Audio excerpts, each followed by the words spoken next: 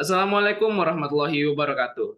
Perkenalkan, nama saya Dimas Jani Dayat dengan NIM 2210953056 dari kelompok 37 Praktikum Sistem Kendali Laboratorium Kontrol Digital. Pada kesempatan kali ini saya akan membuat video pembahasan yaitu dari modul 2 dengan judul Kontrol Kecepatan Motor DC dengan Sistem Kendali Lingkar Terbuka dan Lingkar Tertutup. Baiklah, mungkin kita langsung saja masuk ke dalam pembahasan videonya. Yaitu yang pertama, yaitu diagram blok sistem kendali. Nah, pada diagram blok sendiri itu terbagi empat macam suatu sistem kendali. Itu kita bisa membagi empat. Yaitu yang pertama ada sinyal. Sinyal itu merupakan garis panah. Ini merupakan suatu garis panah yang menunjukkan arah tahapan pengendalian suatu sistem kendali. Lalu yang kedua ada subsystem. Subsystem merupakan suatu yang berisikan karakteristik dari tahapan pengendalian suatu sistem dalam bentuk suatu fungsi. Lalu yang ketiga ada submit point, yaitu penjumlahan ataupun pengurangan dari antara dua buah sinyal ataupun lebih. Nah, yang keempat itu ada branch point, yang dimana itu suatu titik percabangan dua sinyal ataupun lebih. Nah, pada gambar yang saya tampilkan ini, kita bisa melihat di sini bahwa di sini ada terdapat garis sinyal, lalu ada submit point, lalu ada subsystem, dan juga ada branch point. Oke, kita lanjut ke pembahasan berikutnya, yaitu hubungan dan modifikasi dari diagram blok.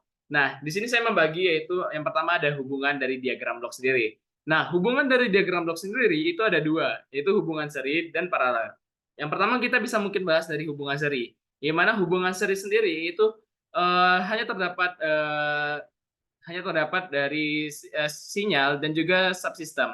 Ini mana kita bisa melihat dari sini, di mana dari X1S itu menuju ke dalam subsystem yaitu G1S, lalu mendapat keluaran yaitu X2S yang menuju ke dalam subsystem yaitu G2S menghasilkan X3S dan seterusnya. Nah, dari diagram blok di atas kita bisa mengetahui dan bisa kita dapatkan persamaan, yaitu di mana X itu untuk mendapatkan hasil X2S itu kita bisa mengkalikan X1S dengan mengalih dengan G1S. Lalu juga X3S itu kita bisa mengalihkan sama dengan X2S dikali dengan G2S. Sehingga apabila kedua persamaan tersebut kita substitusikan, maka X3 tersebut bisa kita hasilkan atau bisa kita sederhanakan menjadi X1S dikali G1S dikali G2S. Lalu yang kedua itu adalah hubungan paralel. Di mana hubungan paralel ini di sini ini kita memakai empat macam bagian dari diagram blok tadi yang sebelumnya udah kita bahas. Yang dimana kita bisa melihat di sini ada sinyal, lalu ada subsystem, lalu ada submit point, lalu ada branch point. Nah, di mana kalau kita ibaratkan di sini yaitu X1S itu dicabangkan, ada menuju dicabang atau branch point, yang dimana branch point pertama yaitu masuk ke dalam subsystem G1S sehingga menghasilkan X2S, yang dimana X2S ini didapatkan persamaan yaitu X1S dikali G1S. Lalu cabang kedua itu masuk ke dalam subsystem G2S menghasilkan X3S dengan persamaan X1S dikali G2S. Sehingga dua persamaan tersebut kita submit point kan menghasilkan X4S, yang dimana X4S ini sama dengan X2S dikurang X3S. Sehingga apabila kita sederhanakan penjumlahan di atas, maka X4S sama dengan X1S dikali G1S dikurang G2S. Dalam kurung G2S. Oke, lanjut ke yang kedua, yaitu ada modifikasi diagram blok. Di mana modifikasi diagram blok ini yaitu pertama adalah pergeseran titik percabangan dari sebelum sistem ke setelah sistem. Nah, di sini kita bisa melihat yaitu branch point-nya itu ada sebelum dari subsistemnya. Nah, di mana bisa kita lihat sini yaitu X1 itu menuju ke dalam subsystem di mana dibagi terdapatnya branch point sehingga terdapat pembagian yang mana pada cabang pertama yaitu masuk ke dalam subsystem G menghasilkan keluaran X1G. Lalu cabang kedua itu tetap menjadi X1. Nah, apabila kita ingin mengubah ataupun kita ingin menggeser percabangan sebelum dari subsystem ini, nah kita bisa mengubahnya, yang dimana apabila pada percabangan ini kita menambahkan subsystem A, yang dimana apabila kita buat suatu persamaan dari persamaan yang telah kita ubah, maka dihasilkan X1 dikali G dikali A itu sama dengan S1. Nah, apabila percabangan ini kita ubah ataupun kita sederhanakan, itu menjadikan A sama dengan 1/G. Lalu yang kedua adalah pergeseran titik percabangan dari setelah sistem ke sebelum sistem. Nah, ini merupakan kebalikan dari sebelumnya, yang dimana X1 di mana titik percabangannya itu setelah sistem menuju ke sebelum sistem. Nah, kita bisa lihat di sini apabila X1 itu masuk ke subsistem, lalu pada setelah subsistem tersebut terdapat branch point yang menghasilkan X1G dan juga X1G. Nah, apabila kita ingin merubah sistem diagram blok sebelumnya menjadi diagram blok menjadi branch point-nya itu sebelum sistem, maka pada branch point kedua, kita harus menambahkan subsistem satu lagi, yaitu subsistem A, sehingga kita bisa menghasilkan keluaran yang sama, yaitu X1G dan X1G. Nah, apabila kita sederhanakan, maka X1 kali A sama dengan X1 dikali G, maka kita bisa menghasilkan A sama dengan G. Lalu, yang ketiga itu adalah pergeseran titik perjumlahan dari sebelum sistem ke setelah sistem. Sebelumnya kita telah mengubah dari tadi titik percabangan atau branch point. Sekarang kita mengubah titik penjumlahan atau subming point, yang dimana yang pertama kita membahas itu tentang titik penjumlahan sebelum sistem, dan dari sebelum sistem menjadi setelah sistem. Nah, di sini kita bisa melihat bahwasannya X2 itu masuk maaf, kini kita masuk ke dalam subming point yang dimana titik penjumlahannya itu dari setelah sistem menjadi sebelum sistem. Di mana di sini kita bisa melihat yaitu X1 dikali G, X1 masuk ke dalam subsistem G, lalu sinyal yang keluar itu di subming point kan dengan X2 menghasilkan X3. Nah, hal tersebut bisa kita ubah menjadi apabila kita ingin mengubah menjadi sebelum sistem subming point-nya, maka X1 itu bisa masuk ke dalam subming point, tetapi pada percabangan X2, pada subming point yang sinyal X2, itu sebelumnya X2 tersebut kita kalikan dengan ada subming point sebelumnya, yaitu subming point A. Sehingga menghasilkan keluaran sinyal yang dikalikan terhadap yang dimasukkan ke dalam subsistem menghasilkan X3. Sehingga apabila kita tarik persamaan dari persamaan di sini, maka kita menghasilkan persamaan sederhana yaitu A sama dengan 1/G. Lanjut yang kedua yaitu adalah pergeseran titik perjumlahan dari setelah sistem dari sebelum sistem menjadi setelah sistem.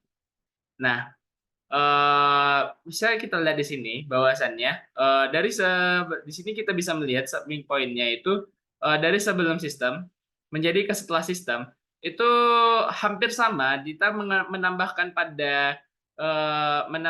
pada sinyal kedua yaitu suatu subming point, subsistem yaitu berupa subsistem A. Nah, apabila kita dari sini kita bisa menghasilkan persamaan yang dimana persamaan tersebut kita bisa sederhanakan menjadi G sama dengan A.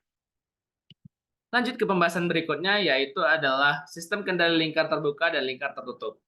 Nah, untuk yang pertama yaitu saya akan membahas tentang sistem kendali lingkar terbuka. Pada lingkar terbuka itu adalah suatu sistem kendali yang tidak memiliki umpan balik, di mana hanya ada inputan dan keluaran ataupun output.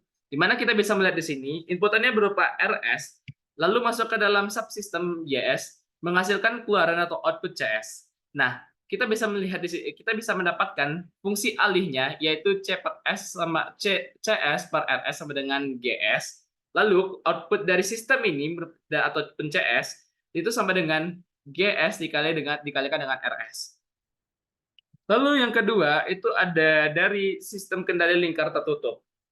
Yang dimana suatu sistem lingkar tertutup ini merupakan sistem kendali yang memiliki umpan balik. Di sini pada gambar kita bisa melihat adanya umpan balik dari suatu sistem dari blok diagram, di mana kita bisa melihat di sini bahwasannya kita mendapatkan 3 fungsi alih, yang dimana fungsi alih pertama yaitu CS sama dengan ES dikali dengan GS, Lalu fungsi alih kedua itu adalah ES sama dengan RS dikurang BS. Lalu fungsi alih ketiga itu ada BS sama dengan CS kali HS. Nah, selanjutnya persamaan kedua dan persamaan ketiga itu bisa kita substitusikan menghasilkan ES sama dengan RS dikurang CS dikali HS. Nah, ini menghasilkan persamaan keempat. Sehingga dari persamaan keempat ini kita eh, bisa menghasilkan persamaan dari yaitu CS sama dengan eh, CS sama dengan RS dikurang dengan CS dikali HS lalu dikalikan dengan GS karena di sini persamaan pertama. Nah, setelah itu dari persamaan ini kita kalikan ke dalam GS sehingga kita menghasilkan persamaan yaitu sama dengan RS dikali GS dikurang CS dikali HS dikali GS. Selanjutnya pindahkan CS dikali HS dikali GS ke ruas kanan sehingga menjadi CS ditambah dikali HS dikali GS sama dengan RS dikali GS sehingga mendapatkan keluaran CS yaitu CS dikali 1 tambah GS kali HS sama dengan RS dikali GS sehingga kita bisa memindahkan RS ke ruas kiri dan 1 tambah GS kali HS itu bisa kita pindahkan ke ruas kanan sehingga menghasilkan CS kali per RS sama dengan GS per 1 tambah GS tambah kali HS.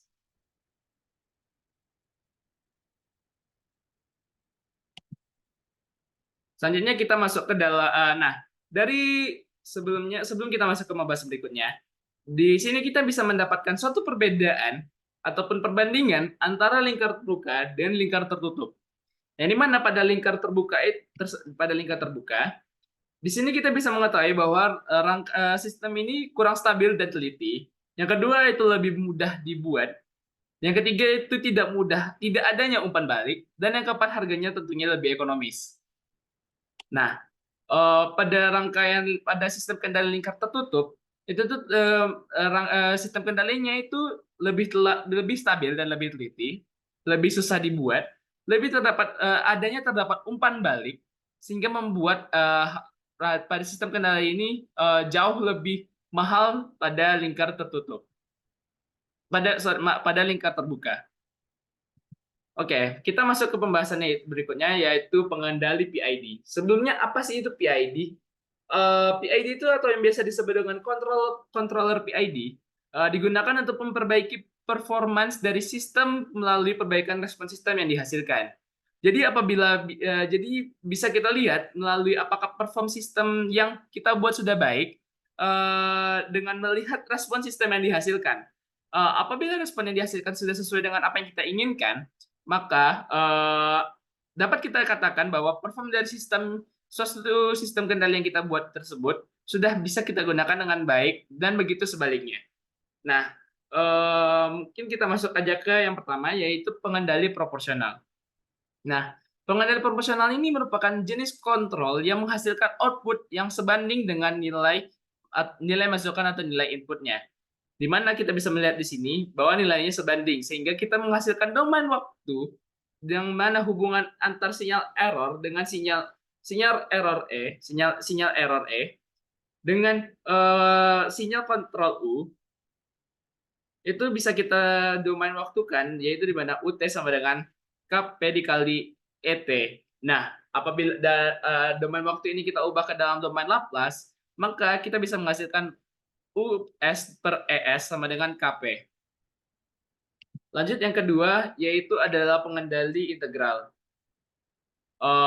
Sebelumnya, pada pengendali proporsional ini, kita memiliki 4 karakteristik. Di mana jika KP diperkecil, maka respon sistem akan semakin lambat, dan rest time akan semakin lama. Lalu yang kedua, jika KP diperbesar, maka respon sistem akan semakin cepat, sehingga mendekati steady state dan rest time akan semakin meningkat, semakin singkat. Lalu yang ketiga, jika KP terlalu besar, maka akan menghasilkan overshoot atau isolasi yang terlihat sangat jelas, sehingga sistem tidak stabil. Lalu yang keempat, jika nilai KP dapat diatur ataupun ditentukan sedemikian sehingga mengurangi steady state error, tetapi tidak menghilangkannya. Lalu yang kedua itu pengendalian integral. Di mana pada pengendalian integral ini merupakan jenis kontrol yang menghasilkan output lebih besar dari atau lebih kecil ketika error input sama dengan nol. Di mana bisa kita lihat di sini, dalam pengendalian integral, nilai error E diumpankan sebagai laju perubahan sinyal kontrol U sebagaimana dinyatakan dalam persamaan domain waktu berikut ini. Di mana UT sama dengan KI integral 0 sampai T 0 sampai T di ET dt. Lalu dari domain waktu ini kita bisa mengubah ke dalam domain Laplace-nya yaitu US per ES sama dengan KI per S. Nah, pada integral ini juga memiliki karakteristik, yang mana karakteristik pertama yaitu keluaran pengontrol integral membutuhkan jeda sehingga pengontrol integral cenderung memperlambat responnya. Lalu yang kedua, ketika sinyal EES 0, output tetap akan bertahan pada nilai sebelumnya. Jika sinyal ES tidak 0, output akan menunjukkan kenaikan ataupun penurunan yang mempengaruhi oleh nilai ES ataupun nilai KI-nya. Lalu yang keempat yaitu ada konstanta integral KI yang sangat besar akan mempercepat hilangnya error, namun akan meningkatkan osilasi. Lalu yang ketiga itu adalah pengendalian derivatif. Nah, pada pengendalian derivatif itu merupakan suatu jenis kontrol yang menghasilkan output yang merupakan diferensial dari inputnya tersebut. Namun pengendali ini tidak dapat mengeluarkan output tanpa adanya perubahan input. Nah, jadi pengendalian derivatifnya akan menghasilkan suatu kontrol U yang bersesuaian dengan turunan laju perubahan sinyal error E. Sebagaimana dinyatakan dalam persamaan domain waktu di mana UT per ET sama dengan KD dikali DET per DT. Sehingga apabila kita ubah ke dalam domain Laplace-nya yaitu US per ES sama dengan KDS K dikali D dikali S. Nah, pada derivatif ini kita terdapatnya karakteristik ini mana karakteristik pertama yaitu pengendalian derivatif tidak dapat menghasilkan output jika tidak adanya perubahan pada inputnya. Lalu yang kedua, jika error berubah terhadap waktu, output yang dihasilkan tergantung dari nilai KD ataupun laju perubahan errornya. Lalu yang ketiga yaitu pengontrol diferensial mempunyai suatu karakter yang mendahului sehingga pengontrol ini dapat menghasilkan koreksi yang signifikan sebelum sistem mengalami error terlalu tinggi sehingga dapat meningkatkan stabilitas dari suatu sistem tersebut. Lalu yang keempat itu dengan meningkatkan nilai KD-nya, dapat meningkatkan stabilitas sistem dan mengurangi overshoot. Berdasarkan karakteristik pengontrol ini, pengontrol diferensial umumnya dipakai untuk mempercepat respon awal suatu sistem, tetapi tidak memperkecil kesalahan pada keadaan tunak kerjanya.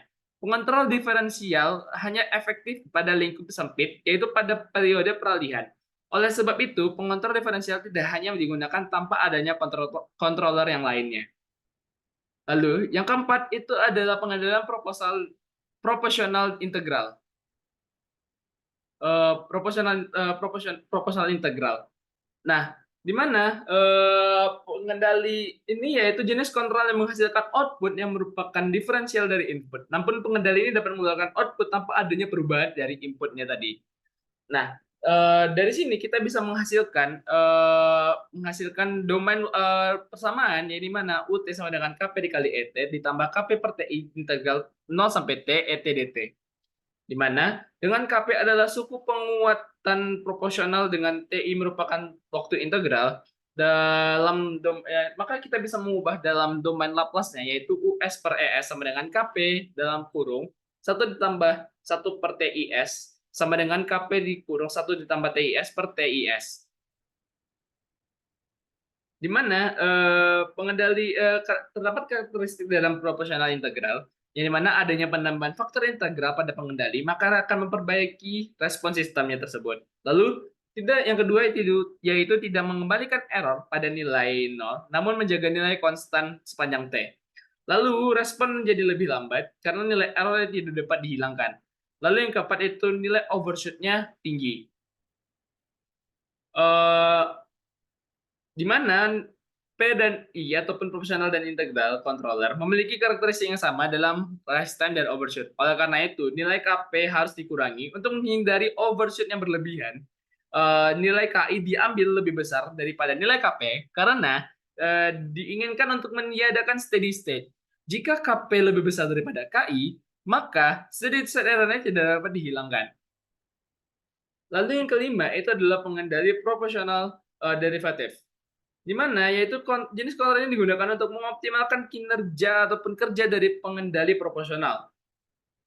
Di mana bisa kita lihat pada diagram di mana bisa kita lihat bahwasannya didapatkan persamaan dalam domain waktu yaitu UT sama dengan KP dikali ET ditambah KP dikali TD DET per TT dengan KP adalah sebagai suku penguatan proporsional dan TD merupakan waktu dari derivatif tersebut.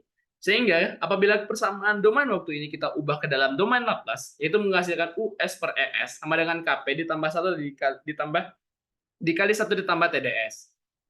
Nah, pada pengendalian proporsional derivatif ini, kita bisa mendapatkan bahwasannya terdapat karakteristik ini mana pertama itu adalah respon sistem yang sangat cepat, lalu yang kedua overshoot yang sangat rendah, yang ketiga kerja dari differential controller saat nilai errornya berubah. Lalu yang terakhir itu adalah pengendalian proporsional integral derivatif, yang dimana yaitu jenis controller yang menggabungkan ketiga dari controller sebelumnya, yaitu proporsional, integral, dan derivatif.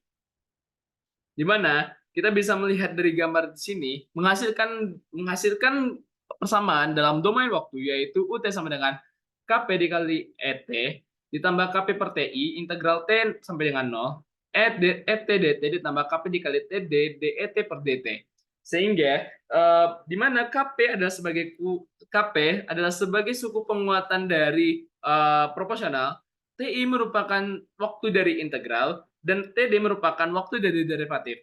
Sehingga kita bisa mengubah domain waktu tersebut menjadi domain Laplace-nya, menghasilkan US per ES sama dengan KP dikali 1 per TI, 1 ditambah TIS dikali TI TDS kuadrat per TIS. Nah, dalam pengendalian proporsional integral derivatif ini kita mempunyai karakteristik yang dimana yang pertama itulah memperbaiki respon transient, yang kedua menghilangkan nilai error steady state, lalu yang ketiga mengurangi overshoot. Oke, kita lanjut ke yang terakhir, yaitu adalah yang kelima, yaitu adalah parameter dari tanggapan peralihan. Nah, di sini kita bisa melihat pada gambar terdapat adanya MP, TD, TR, TP, TS. Sebenarnya apa sih itu? Nah, ini merupakan dari parameter dari tanggapan peralihan. Di mana kita bisa yang pertama kita mungkin bisa membahas yaitu ada time constant. Nah, time constant itu merupakan waktu yang diperoleh atau yang diperlukan untuk mencapai 63,2% dari nilai akhir. Nah, yang kedua itu adalah time rise, yang mana itu merupakan waktu yang diperoleh atau waktu yang diperlukan dari suatu sistem untuk mendapatkan atau mencapai dari nilai 0 sampai 100% atau 10 sampai 90% dan 5 sampai 95% dari nilai akhir. Lalu yang ketiga adalah time settling, yang mana itu adalah waktu yang diperlukan dari suatu sistem untuk mencapai nilai akhir dari nilai di sekitar 2%, 5%, dan 0,5% dari nilai akhir. Lalu yang keempat itu ada delay time, yang mana waktu yang dibutuhkan oleh respon untuk mencapai setengah dari nilai akhir pertama kali. Nah, lalu yang kelima itu adalah maksimum persen overshoot atau MP. Di mana nilai puncak dari maksimum respon ini dari respon sistem yang diukur dari nilai sistem saat kondisi steady state. Di mana kita bisa membuat suatu persamaan, jadi mana persen MP sama dengan CTP dikurang C tak terhingga per C tak terhingga dikali dengan 100%. Lalu yang keempat itu adalah time peak. Time peak merupakan waktu yang dibutuhkan oleh respon untuk mencapai puncak pertama dari overshoot. Lalu yang terakhir itu adalah metode penalaan atau tunning PID. Nah, di sini kita mendapatkan dua metode. Yang pertama itu adalah metode trial and error. Yang mana metode trial and error adalah tuning PID ataupun proportional integral derivative adalah suatu pendekatan yang umumnya digunakan untuk menentukan parameter yang tepat untuk mendirikan suatu sistem. Pendekatan ini melibatkan pengujian berulang-ulang kali dari nilai parameter PID untuk melihat bagaimana mereka mempengaruhi respon sistem, kemudian menyesuaikannya berdasarkan hasil yang diamati. Lalu yang kedua adalah metode Ziegler-Nichols, di mana metode Ziegler-Nichols adalah metode heuristik yang digunakan untuk menyetel pengontrol PID, di mana metode ini dikembangkan oleh John G. Ziegler dan Nathaniel B. Nichols pada tahun 1942. Metode tuning ini dilakukan dengan eksperimen asumsi metode sebelum yang belum diketahui atau plan tidak diketahui, yang tidak diketahui. Metode ini bertujuan untuk mencapai overshoot maksimum ataupun MP sama dengan 25% terhadap maksimum step-nya. Baik, mungkin sekian penjelasan video dari saya. Lebih dan kurang saya mohon maaf. Saya akhiri, wabillahi taufiq wal hidayah. Wassalamualaikum warahmatullahi wabarakatuh.